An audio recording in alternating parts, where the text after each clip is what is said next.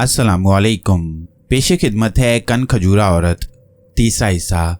जब थ्योसोंग खलाई आवाज के पीछे चला गया और गार के मुंह पर शाखों का छापा बनाकर लगा गया, तो उस वक्त गार में अंबर इस हालत में नीम बेहोश पड़ा था कि उसका ऊपर वाला जिस्म कन खजूरे का और निचला धड़ इंसान का था। अंबर अपने जिस्म में वो ताकत महसूस नहीं कर रहा था जो उसकी खास ताकत थी। उस वक्त जंगल में 2 ऐसे आदमी गुजरे जो मंदिरों के चोर थे। उस जमाने में लोग मगरमच्छों, बिल्लियों और तरह तरह के जानवरों की पूजा किया करते थे। मंदिरों में उनकी मूर्तियां बनाकर रख देते और फिर उनकी पूजा करते। कहीं कहीं लोग झूठे देवताओं को खुश करने के लिए उनके आगे अजीबोगरीब मखलूक की कुर्बानी भी देते थे। मसलन अगर कोई कहीं से ऐसा बच्चा मिल जाता जिसका नाक लंबा होता या माथे पर काला निशान होता, या 2 आपस में जुड़े हुए बच्चे मिल जाते, तो मंदिरों के पुजारी भारी रकम देकर अपनी कुर्बानी के लिए खरीद लेते, फिर किसी अमीर आदमी के यहाँ भारी मुनाफा लेकर बेच देते, जो उन्हें देवता की मूर्ति के आगे कुर्बान करवा देता था। ये दोनों चोर जंगल में सफर करते करते थक गए थे। इन्होंने एक गार देखा कि उसके मुंह पर छापा लगा है। उन्होंने सोचा कि यहाँ थोड़ी देर आराम कर लेते हैं, दिन निकलेगा तो शहर की तरफ रवाना हो जाएंगे। वो अपने साथ कपड़े में लपेटकर एक छोटा मगरमच्छ लाए थे ताकि उसे मगरमच्छ के मंदिर में जाकर फरोख्त कर सकें। जब वो छापा आहिस्ता से अलग करके गार में दाखिल हुए तो उन्होंने मोमबत्ती रोशन कर दी। चूंकि वह चोर थे इसलिए उन्होंने शाखों वाले छापे को इस तरह से परे हटाया कि किसी को पता नहीं चल सकता था कि वो अपनी जगह से हटाया गया है। अचानक एक चोर ने कहा, भाई, मुझे यहाँ किसी के सरसराने की आवाज़ आ रही है। दूसरे चोर ने मोमबत्ती की रोशनी गार के पीछे डाली तो वो चौंक कर पीछे हट गया। उधर देखो, वो क्या है। अब उनके सामने एक ऐसा इंसान पड़ा था जिसका निचला धड़ इंसान का और ऊपर वाला धड़ कन खजूरे का था। ऐसी मखलूक उन्होंने पहले कभी नहीं देखी थी। एक चोर ने कहा, बड़ा कीमती माल हमारे हाथ लगा है। अगर हम इसे यहाँ से ले जाकर कन खजूरा देवता की कुर्बानी के लिए पिरोहत के पास फरोख्त कर दें तो हमें भारी रकम मिलेगी, मगर हम इसे पकड़ेंगे कैसे? दूसरे चोर ने कहा। पहला चोर बोला, हम इसे बोरी में बंद करके ले जाएंगे। ये कन खजूरा ही तो है, ये हमें क्या कहेगा? अंबर उनकी बातें गौर से सुन रहा था मगर वो कुछ कह नहीं सकता था। दोनों चोरों ने बोरी निकालकर अंबर को उसमें बंद कर दिया और उसे बांधकर रख लिया। फिर वो उसे लेकर गार से बाहर आ गए।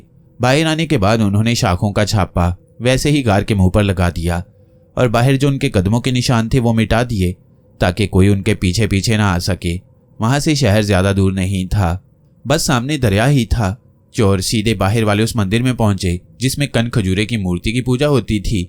जब उसके पुजारी ने एक ऐसा इंसान देखा कि जिसका आधा धड़ कन खजूरे का था तो वो उसे देखता ही रह गया। पुजारी ने सोने के 50,000 सिक्के देकर चोरों से अंबर को खरीद लिया।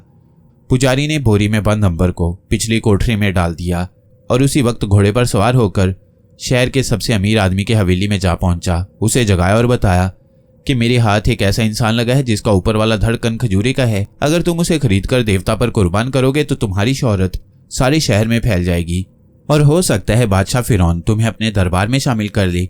अमीर उसी वक्त घोड़े पर सवार हुआ और पुजारी के मंदिर में जा पहुंचा। उसने अपनी आंखों से अंबर को देखा तो हैरत में गुम होकर रह गया। ऐसा आदमी उसने पहले कभी नहीं देखा था। अमीर ने पुजारी से कहा, तुम इसे मेरी अमानत समझ कर रखो, मैंने इसे खरीद लिया है। सुबह होते ही सोने के 50,000 सिक्के लेकर तुम्हारे पास अपनी अमानत लेने आ जाऊंगा। पुजारी तो बेहद खुश हुआ। उसके पांव जमीन से नहीं लगते थे। एकदम उसे सोने के 50,000 सिक्के मिलने वाले थे। ये उस जमाने में बहुत बड़ी रकम थी। इतनी रकम पुजारी अपनी सारी जिंदगी में नहीं कमा सकता था। उसने अंबर की कोठरी को 2 ताले लगा दिए ताकि वह बाहर ना निकल सके। इससे फारिग होकर पुजारी अपनी कोठरी में जाकर लेट गया। जब दिन की रोशनी फैली तो अंबर पर से जादू का असर उतरना शुरू हो गया। वो बोरी के अंदर बंद था। अब वो पूरा इंसान बन गया था। उसकी सारी ताकत वापस आ गई थी। अंबर ने बोरी को फाड़ दिया और बाहर निकल आया। कोठरी में दिन की रोशनी आ रही थी। अंबर ने दरवाजे को बाहर की तरफ धकेला। दरवाजे पर बाहर 2 ताले लगे थे। अंबर ने जो जोर से झटका दिया तो ना सिर्फ ये दोनों ताले टूट गए बल्कि दरवाजा भी टूटकर गिर पड़ा। इसके शोर की आवाज से पुजारी दौड़ता हुआ आ गया। उसने कोठरी के बाहर एक नौजवान को खड़े देखा तो बौखलाकर बोला, तुम कौन हो? यहाँ कैसे आ गई? अंबर ने कहा, मैं उस कन खजूरे इंसान का असली मालिक हूँ जिसको चोर तुम्हारे पास भेज गए हैं। मैं उसे वापस लेने आया हूँ। पुजारी का पारा चढ़ गया। उसने भागकर कोठरी में देखा कि कन खजूरा आदमी गायब था। उसने अंबर को पकड़ लिया। बदमाश, एक तो मंदिर के माल को चुरा कर ले गए हो, ऊपर से उल्टा हमें डांटते हो। बताओ, कन खजूरा आदमी कहाँ है? मैंने उसे भारी रकम देकर खरीदा था। अंबर ने एक ही झटके से उसे परे फेंक दिया। अंबर की ताकत से पुजारी डर गया। कहने लगा, भाई अगर चोरों ने वो तुमसे खरीदा था तो मेरा इसमें क्या कसूर है? मुझसे तो चोर सोने के 50,000 सिक्के ले गए हैं, मैं क्या करूं? अंबर ने पूछा, चोर कहाँ गए होंगे? पुजारी ने कहा, वो इस वक्त शहर की एक सराय में ठहरे हुए हैं और वहां ऐश कर रहे होंगे। अंबर पुजारी के मंदिर से बाहर निकल आया। उसको पुजारी पर रहम सा आ गया कि चोर उसे ठग गए हैं, उनसे पुजारी की रकम वापस ले लेनी चाहिए। मगर अंबर को सबसे पहले थ्यूसोंग की फिक्र थी। वो वहां से सीधा जंगल वाले गार में जाना चाहता था, लेकिन पुजारी रोता पीटता बाहर आ गया और अंबर के आगे हाथ बांधकर बोला, भाई मेरी सारी पूंजी चोर ले गए हैं, मैं तो तबाह हो गया हूं, मेरी मदद करो। तब अंबर ने यही फैसला किया कि वो चोरों से पुजारी की रकम वापस लाए। वह सराय का पता पूछकर वहां आ गया। उसने चोरों को देखा हुआ था। सराय में पहुंचकर अंबर को पता चला कि रात को 2 नए मुसाफिर आए थे, मगर सुबह शहर के सबसे बड़े मंदिर के पुजारी से मिलने चले गए हैं। शायद ये चोर बड़े मंदिर के पुजारी से किसी नए सौदे के लिए गए थे। अंबर बड़े मंदिर के दरवाजे पर पहुंचकर रुक गया, क्योंकि अंदर किसी को दाखिल होने की इजाजत नहीं थी। लोगों को उस वक्त अंदर आने की इजाजत होती जब वहां पूजा हो रही हो। अंबर ने चौकीदार से कहा, मुझे बड़े पुजारी से मिलना है, मुझे अंदर जाने दो, बहुत जरूरी काम है। चौकीदार ने कहा, मैं तुम्हें इजाजत नहीं दे सकता, खामोशी से वापस चले जाओ। अंबर पीछे हट गया। वो एक गरीब चौकीदार को कोई नुकसान नहीं पहुंचाना चाहता था। वो मंदिर की दूसरी तरफ आ गया। यहाँ उसने देखा कि कुछ लोग एक ताबूत फर्श पर रखे बैठे बातें कर रहे हैं। अंबर ने पूछा, ये किसका ताबूत है भाइयों? एक आदमी ने कहा, भाई ये एक बिल्ली का ताबूत है जो मर गई है और इसे बड़े मंदिर में देवता के कदमों में दफन करने के लिए ले जाया जा रहा है। अंबर ने पूछा कि फिर वो लोग वहां बैठे किसका इंतजार कर रहे हैं? उस आदमी ने बताया कि जब तक बिल्ली का मालिक जो शहर का रईस है आता नहीं, हम मंदिर में ताबूत लेकर दाखिल नहीं हो सकते। मालूम हुआ कि बिल्ली का मालिक रास्ते में गम की वजह से बेहोश हो गया है और हकीम उसका इलाज कर रहे हैं। इतने में 2 आदमी दौड़े दौड़े आए और उन्होंने आकर बताया कि बिल्ली के मालिक की हालत खराब हो गई है, चलो जल्दी चलो। ताबूत वाले आदमियों ने अंबर से कहा, भाई हम अभी आते हैं, जब तक तू यहाँ ठहर कर इस ताबूत की हिफाजत करना, हम तुझे सोने का एक सिक्का देंगे। और वो सारे ताबूत वाले आदमी चले गए। अंबर जब अकेला रह गया तो उसने सोचा कि मंदिर में दाखिल होने का एक ही रास्ता है कि वो इस ताबूत में लेट जाए। फिर उसने इधर उधर देखा, वहां गली में कोई नहीं था। अंबर ने ताबूत का ढक्कन उठाया। ताबूत में एक बिल्ली की लाश पड़ी थी। अंबर ने बिल्ली की लाश को दुम से पकड़कर उठाया और दूर फेंक दिया। फिर खुद उस ताबूत के अंदर लेट गया और ढकना बंद कर दिया। थोड़ी ही देर में वो वापस आ गए। अंबर को आवाज आई, भाई वो जो आदमी हम ताबूत की हिफाजत के लिए यहाँ छोड़ गए थे कहाँ चला गया? दूसरा बोला, थक कर चला गया होगा, अब उसकी फिक्र छोड़ो और ताबूत उठाओ ताकि हम इसे मंदिर में डालकर इस मुसीबत से निजात हासिल करें। उन्होंने ताबूत उठाया और मंदिर के दरवाजे की तरफ चल पड़े। अचानक ताबूत उठाने वाले की आवाज आई, यार ये ताबूत इतना भारी क्यों हो गया है? पहले तो बिल्ली की लाश का इतना वजन नहीं था। दूसरे की आवाज आई, ये देवता की अमानत बिल्ली है, इसी वजह से इसका वजन बढ़ गया है। तुम खामोशी से चलते जाओ, ऐसी बातें नहीं किया करते। उन्होंने ताबूत को मंदिर के अंदर ले जाकर एक कोने में रख दिया।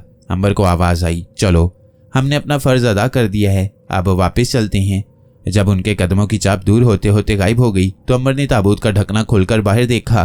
वो एक पत्थर की दीवारों वाले छोटे से कमरे में था, जहां सामने वाली दीवार के साथ एक डरावने चेहरे वाली औरत का बुत खड़ा हुआ था। उस औरत का मुंह बड़े भयानक अंदाज में खुला हुआ था। उसके दांत बाहर को निकले हुए थे और गले में एक पत्थर का सांप फन उठाए हुए था और उसके हाथ में एक तलवार थी। अंबर ने उस बुत की तरफ कोई तवज्जो न दी और ताबूत से निकलकर बाहर जाने के लिए रास्ता देखने लगा। एक जगह दरवाजा उसे मिल गया। वो दरवाजे की तरफ जाते हुए औरत की मूर्ति के करीब से गुजरा तो एक चीख की आवाज सुनाई दी। अंबर ने चौंक कर मूर्ति की तरफ देखा। मूर्ति उसकी तरफ देखकर वैश्याना तरीके से हंस रही थी। उसने अंबर के सामने अपनी तलवार कर दी और बोली, तूने हमारे लिए जो बिल्ली आ रही थी उसको गंदे नाले में फेंक दिया है, मैं तुझे जिंदा नहीं छोड़ूंगी। अंबर ने कहा, मैं तुम्हें भी उठाकर गंदे नाले में फेंक दूंगा। मैं बुतों की पूजा करने वालों में से नहीं हूँ। मैं बुतों की पूजा करने के लिए नहीं आया, मैं बुतों को तोड़ने के लिए आया हूँ और मैं सिर्फ एक खुदा वाहदहू ला शरीक की इबादत करता हूँ। ये कहकर अंबर ने मूर्ति के हाथ से तलवार छीन ली और उस पर वार करने ही वाला था कि मूर्ति ने कहा, ठहरो, मेरी एक बात सुनो। अंबर ने जोश में आकर नारे तकबीर बुलंद किया और बोला, मैं बुतों की कोई बात नहीं सुना करता, और इतनी जोर से तलवार का वार किया कि मूर्ति के पत्थर की गर्दन कट गई और उसका सर नीचे गिर पड़ा। सर के नीचे गिरते ही मूर्ति का बाकी जिस्म भी गिर पड़ा और अंबर ये देखकर हैरान रह गया कि पत्थर की टूटी हुई मूर्ति ने एक खूबसूरत औरत की शक्ल इख्तियार कर ली। अंबर ने लड़की को बाजू से पकड़कर उठाया और पूछा, तुम कौन हो? लड़की ने रोते हुए कहा, मुझे यहाँ के बड़े पुजारी ने इस मूर्ति के अंदर बंद कर रखा है ताकि जब लोग मुझसे सवाल करें तो मैं उनके जवाब दूं। वो लोगों पर यह असर डालना चाहता है कि मूर्ति बोलती है, हालांकि ये बिल्कुल पत्थर है। अंबर ने लड़की को तसल्ली दी और कहा, तुम फिक्र न करो, मैं तुम्हें यहाँ से बाहर निकाल ले जाऊंगा। तुम कहाँ जाना चाहती हो? लड़की बोली, मैं मुल्क बाबल के एक गरीब किसान की बेटी हूँ। पुजारी के आदमी मुझे वहां से अगवा करके ले आए थे। मुझसे पहले जो लड़की इस पत्थर की मूर्ति में सारा दिन बंद रहा करती थी वो दम घुटने से मर गई थी। मुझे उसकी जगह इसके अंदर बंद किया गया था। मुझे यहाँ बंद हुए 1 महीना गुजर गया है। सिर्फ रात के वक्त थोड़ी देर के लिए मुझे बाहर निकाला जाता है। अंबर ने कहा, मगर तुझे ये कैसे पता चल गया कि मैंने ताबूत वाली बिल्ली को नाली में फेंका था? लड़की बोली, इस मूर्ति के अंदर एक ऐसी दूरबीन लगी है कि जिसके जरिए मंदिर के बाहर का सारा मंजर नजर आता है। जब तुमने बिल्ली को ताबूत से निकालकर नाली में फेंका तो मैं तुम्हें देख रही थी। चूंकि मुझे हदायत की गई है कि जो कोई यहाँ लाई जाने वाली लाश की बेइज्जती करे उसके खिलाफ मैं चीख मारकर गुस्से का इजहार करूं, इसलिए जब तुम ताबूत से निकलकर जाने लगे तो मैंने तुम्हें डांट दिया। मुझे हरगिज ये उम्मीद नहीं थी कि तुम उल्टा मुझ पर हमला कर दोगे। अंबर ने कहा, ठीक है, मगर तुम्हारा नाम क्या है? लड़की ने कहा, मेरा नाम गुमराफा है। अंबर बोला, गुमराफा, तुम इसी ताबूत में लेटकर छुप जाओ। मुझे काम करना है, वो करके अभी तुम्हारे पास आता हूँ और फिर तुम्हें यहाँ से निकालकर तुम्हारे घर की तरफ ले जाऊंगा। गुमराफा ने डरते डरते कहा, जल्दी आ जाना भाई, मैं इस जहन्नुम से भाग जाना चाहती हूँ। अकेली गई तो चौकीदार और पुजारी मुझे देखकर जिंदा नहीं छोड़ेंगे। अंबर ने उसे तसल्ली दी और खुद ताबूत के अंदर लिटाकर ऊपर से ढकना बंद कर दिया। फिर वह दरवाजे में से गुजरकर बड़े दालान में आ गया। यहाँ से तूनों के साथ कितनी ही छोटी छोटी बिल्लियों, मगरमच्छ और बंदरों की मूर्तियां बनी हुई थीं। अंबर की निगाह अचानक एक बरामदे में गई। वहां वही 2 चोर एक कोठरी से बाहर निकल कर आ रहे थे। अंबर जल्दी से उनके सामने आ गया और बोला, तुमने मुझे पहचाना नहीं दोस्तों? चोरों ने गौर से अंबर की तरफ देखा और सर नफी में हिलाए। अंबर ने कहा, मैं ही वो कन खजूरा इंसान हूं जिसको तुमने पुजारी के पास 50,000 सोने के सिक्कों के इवज बेच दिया था। अब मैं तुमसे पुजारी के सिक्के वापस लेने आया हूं। शराफत से वो सारी की सारी रकम मेरे हवाले कर दो। चोर भी बड़े अय्यार थे। एक चोर ने कहा, भाई हमें बड़ी खुशी हुई तुमसे मिलकर, मगर बात यह है कि रकम हमारे ट्रंक में है और ट्रंक सराय की कोठरी में है। तुम हमारे साथ चलो, हम पुजारी की रकम वापस कर देते हैं। अंबर ने कहा, ठीक है चलो। चोर अंबर को लेकर सराय की कोठरी में आ गए। कोठरी में आते ही एक चोर ने अंबर के बाजू पीछे से पकड़ लिए और दूसरे को आवाज दी, अरे तलवार मारकर इसकी गर्दन उड़ा दे। दूसरे चोर ने फौरन तलवार खींच ली और अंबर की गर्दन पर बड़े जोर से वार किया।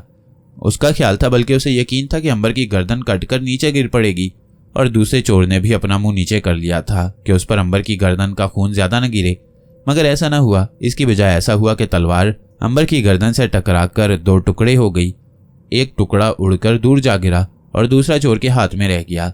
वो हैरान जरूर हुआ, मगर फिर उसने फौरन ही खंजर निकालकर अंबर के पेट में घोंप दिया।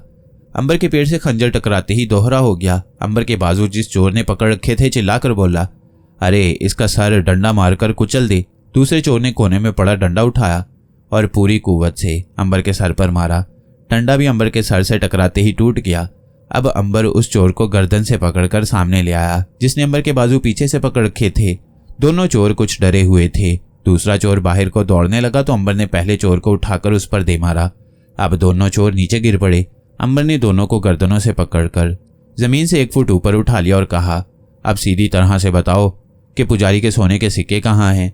चोर तो थर थर कांप रहे थे। उन्होंने हाथ जोड़ दिया और कहा, देवता महाराज, 50,000 की रकम पलंग के नीचे पोटली में बंधी हुई रखी है। अंबर ने उन्हें जोर से कोने में गिरा दिया। दोनों चोर कलाबाजियां खाते हुए कोने में जा गिरे और दोनों की हड्डियां टूट गईं। वो वहीं कराहने लगे और अंबर ने चारपाई के नीचे से पोटली निकालकर खोली। उसमें 50,000 सोने के सिक्के मौजूद थे। अंबर कोठरी से निकलकर सीधा छोटे मंदिर वाले पुजारी के पास आ गया और उसे उसकी अमानत वापस कर दी। पुजारी बेहद खुश हुआ। अब अंबर ने पुजारी से पूछा, बड़े मंदिर का पुजारी कैसा आदमी है?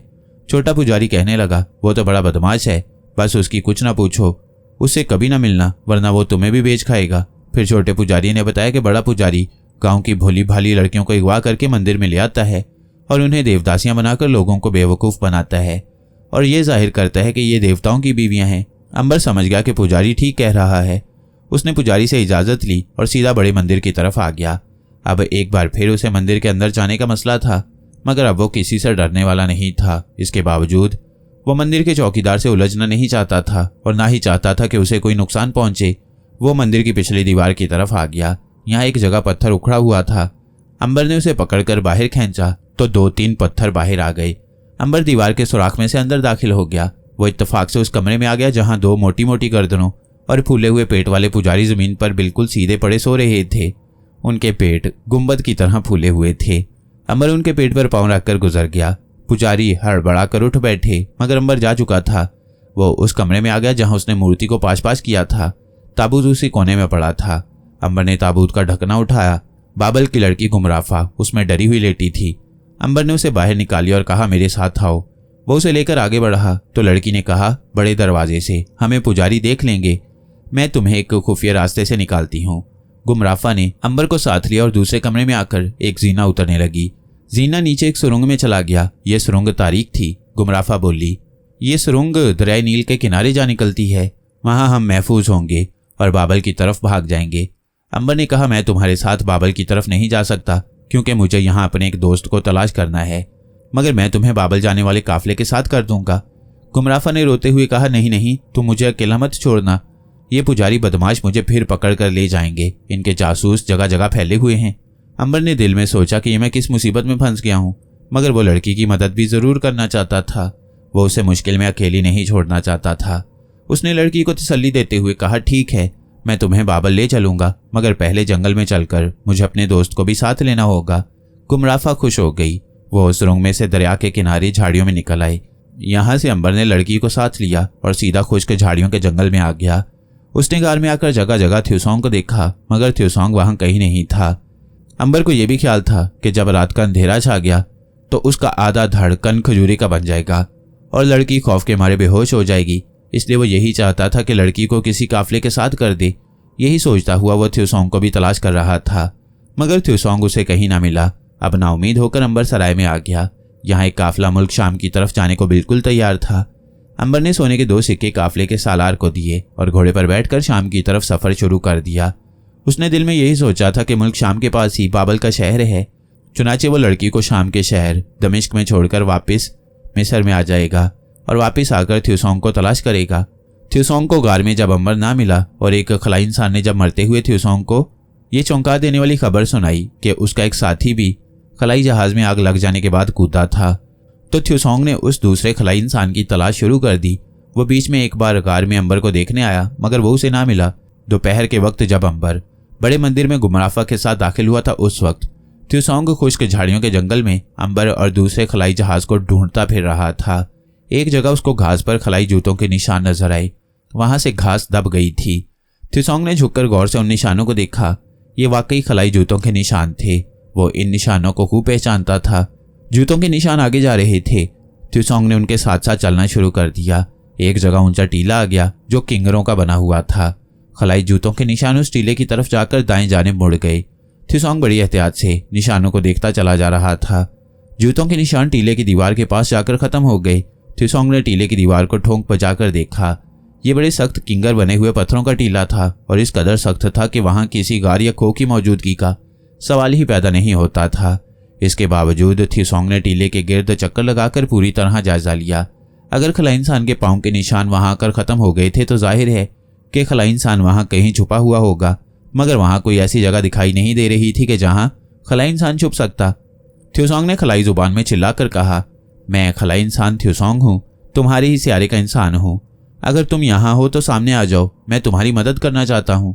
मगर किसी तरफ से कोई जवाब ना आया। थ्यूसोंग ने 3-4 बार आवाज दी, मगर हर बार जवाब में खामोशी छाई रही।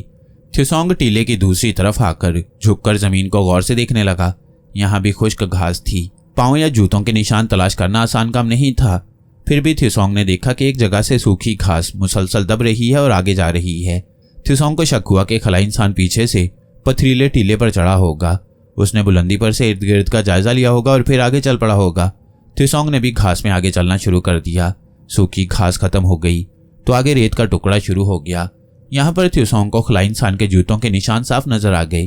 थ्यूसोंग बड़ा खुश हुआ। अब खलाई इंसान को ढूंढ निकालने के इम्कानात रोशन हो रहे थे। रेत का टुकड़ा खत्म हुआ तो सामने के एहराम की तरह की बहुत बड़ी चट्टान आ गई। उस चट्टान की दीवार में एक पत्थर की सिल लगी थी। यहाँ आकर खलाई निशान फिर खत्म हो गए।